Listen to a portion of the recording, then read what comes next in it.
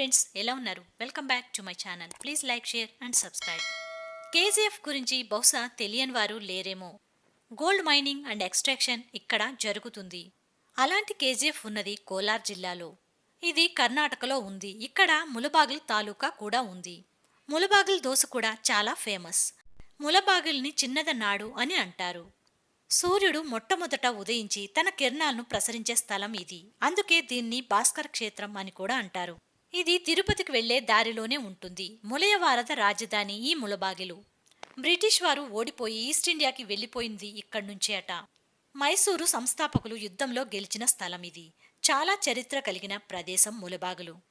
ఇది ధార్మిక పుణ్యక్షేత్రాలకు పెట్టింది పేరు. ఎందుకంటే ఇక్కడ ఋషులు, మునులు, దేవాతి దేవతలు ఎందరో ప్రతిష్ఠించిన విగ్రహాలు ఉన్నాయి. ఈ వీడియోలో ములబాగుల్లో చూడవలసిన కొన్ని దేవాలయాల గురించి తెలుసుకుందాం. ఇక్కడ మొట్టమొదట చూడాల్సిన ఆలయం ములబాగుల ఆంజనేయ స్వామి దేవస్థానం. ఇది ములబాగులు బస్టాప్ వెనుకనే ఉంది. విజయనగర సామ్రాజ్యులు నిర్మించిన దేవస్థానం ఇది. ఇక్కడ ఉన్న ఆంజనేయ స్వామి విగ్రహాన్ని ద్వాపర యుగంలో మధ్యమ పాండవుడైన అర్జునుడు ప్రతిష్ఠించాడని చెప్తారు. దీని వెనుక కారణం ఏమిటంటే మహాభారత యుద్ధంలో వీరాంజనేయ స్వామి అర్జునుడి రథధ్వజంపై నిలబడి పాండవులకు యుద్ధంలో గెలవడానికి సహాయం చేశాడు. కురుక్షేత్ర యుద్ధం తరువాత అర్జునుడు రథం కిందకు దిగి మకుటం తీసిన వెంటనే ఆ రథం అగ్నికి ఆహుతయి కాలి బూడిదైపోతుంది. అప్పుడు శ్రీకృష్ణుడు ఆంజనేయస్వామి చేసిన సహాయం గురించి అర్జునుడికి చెప్తాడు. యుద్ధం తరువాత తీర్థయాత్రలు చేయడానికి వెళ్లేటప్పుడు ములిబాగులు వచ్చి ఆంజనేయస్వామి చేసిన సహాయానికి కృతజ్ఞతగా ఈ సుందరమైన విగ్రహాన్ని ఇక్కడ ప్రతిష్ఠించారని పురాణ కథనం.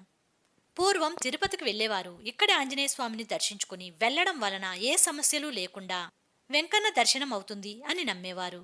ఈ ఆంజనేయ స్వామికి అవాంతర ఆంజనేయ అని పేరు. ఎందుకంటే పూర్వం యుద్ధ సమయంలో శత్రువులకు అనేక అవాంతరాలు కల్పించి వారిని ఓడిపోయేలా చేసేవారట ఇక్కడి స్వామి. ఇక్కడి విశిష్టత ఏమిటంటే ఆంజనేయ స్వామికి మొగలి పువ్వులతో పూజ చేస్తారు.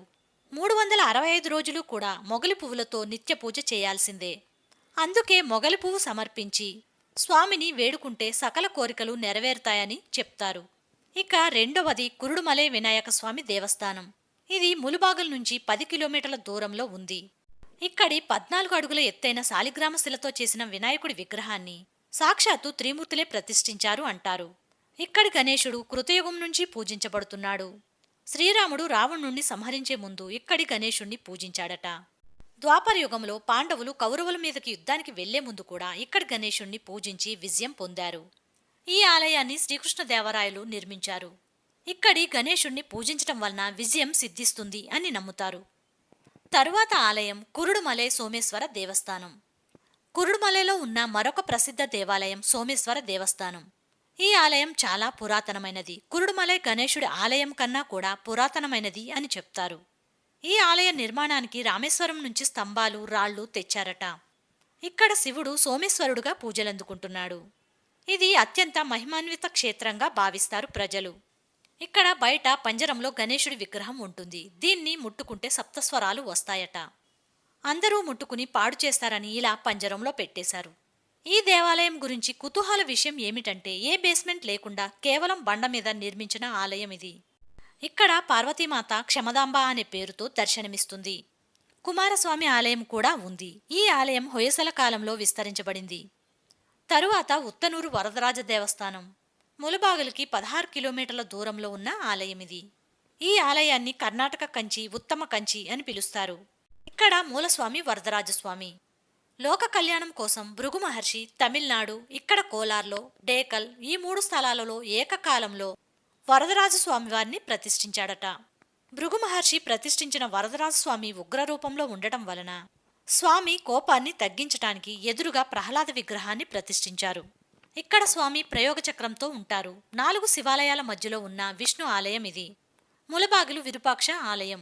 ఇది ములబాగిల నుంచి 5 కిలోమీటర్ల దూరంలో ఉంది. ఈ ఆలయం విరూపాక్ష గ్రామంలో ఉంది. 13వ శతాబ్దంలో ద్రవిడ శైలిలో నిర్మించిన ఆలయం ఇది. ఇక్కడ విశేషం 2 శివలింగాలు ఉండటం. ఈ 2 శివలింగాలు ఒకటి విరూపాక్షేశ్వర, ఇంకొకటి మార్గదర్శేశ్వర అని పిలుస్తారు. ఈ శివలింగాన్ని అత్రిముని ప్రతిష్ఠించారట. మరొక విశేషం ఏమిటంటే ఈ శివలింగం రోజుకి 3 సార్లు రంగు మారుతుంది. ప్రొద్దున్న ఎరుపు రంగు, మధ్యాహ్నం తెలుపు, సాయంత్రం మధువర్ణంలో కనిపిస్తుంది. దీనిని ఆత్మలింగం అని కూడా పిలుస్తారు. శివరాత్రి రోజు ఇక్కడ ఉన్న శివలింగంపై సూర్యకిరణాలు పడతాయి. అంతటి విశిష్టత కలిగిన శివలింగం ఇది. తరువాతది సోమేశ్వర ఆలయం. విజయనగర సామ్రాజ్యులు నిర్మించిన ఆలయం ఇది.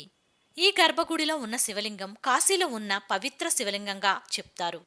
ఈ ఆలయంలో విశేషంగా రావణ ఉత్సవం జరుగుతుంది. శివస్తోత్రాన్ని రచించిన మహాశివభక్తుడు రావణుడు.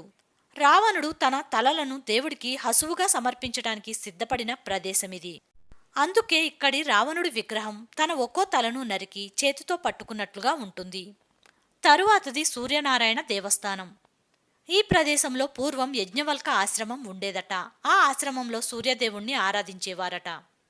అష్టాగ్రహ కూటమి ఒక్కటయ్యే సందర్భంలో యజ్ఞవల్క మూర్తి జతగా సూర్య దేవాలయం కూడా నిర్మించారు. చదువులో వెనకబడినవారు, వ్యాపారంలో నష్టపోతున్నవారు, వివాహం కావాలనుకునేవారు ఆదివారం ఇక్కడకు వచ్చి ఆదిత్య హృదయం చదివితే వారు కోరిన కోరికలు నెరవేర్తాయట. తరువాతది అవని. ములుబాగుల నుంచి 12 కిలోమీటర్ల దూరంలో అవని గ్రామం ఉంది. ఇక్కడ ఉన్న కొండను వాల్మీకి కొండ అని పిలుస్తారు. ఎందుకంటే త్రేతాయుగంలో ఇక్కడ వాల్మీకి ఆశ్రమం ఉండేది. ఈ ఆశ్రమంలోనే సీతాదేవి నివసించింది మరియు తన లవకుశలకు జన్మనిచ్చింది. అవని అంటే భూమి అని అర్థం. ఇక్కడ సీతామాతకు సంబంధించి అన్నీ కూడా చూడవచ్చు. ఇక్కడ రామలింగేశ్వర ఆలయం ఉంది, చూడండి. తరువాతది కులదేవి గరుడ దేవస్థానం. ఇది అతి పురాణ గరుడ దేవస్థానం. ఇక్కడ ఉన్న గరుడ విగ్రహాన్ని సర్పదోష నివారణ కోసం అర్జునుడు ప్రతిష్ఠించాడని చెప్తారు. ఈ విగ్రహంలో గరుడ దేవుడు కుడి చేత్తో మహావిష్ణువును, ఎడమ చేత్తో మహాలక్ష్మి అమ్మవారిని ఎత్తుకుని ఉన్నట్లుగా ఉంటుంది. ఇక్కడకు సంతానం లేనివాళ్లు ఎక్కువగా వస్తారట. ఇక్కడకు వచ్చి పూజ చేస్తే ఖచ్చితంగా సంతానం కలుగుతుంది అని నమ్ముతారు. అలాగే అనారోగ్యాల నుంచి కూడా పూర్తి స్వస్థత కలుగుతుందట. తరువాతది శ్రీపాదరాజ మఠం. ఇది ములుబాగుల నుంచి 1 కిలోమీటర్ల దూరంలో ఉంది. ఇవి ఫ్రెండ్స్ ములుబాగుల్లో చూడవలసిన ప్రసిద్ధ దేవాలయాలు. ఇంకా ఏమైనా మీకు తెలిసినవి ఉంటే కామెంట్స్లో తెలియచేయండి. వీటిలో మీరు ఎన్ని చూసారో కూడా చెప్పండి. నెక్స్ట్ వీడియోతో మళ్ళీ కలుద్దాం. Until the take care, bye bye. Thank you for watching. Please like, share and subscribe.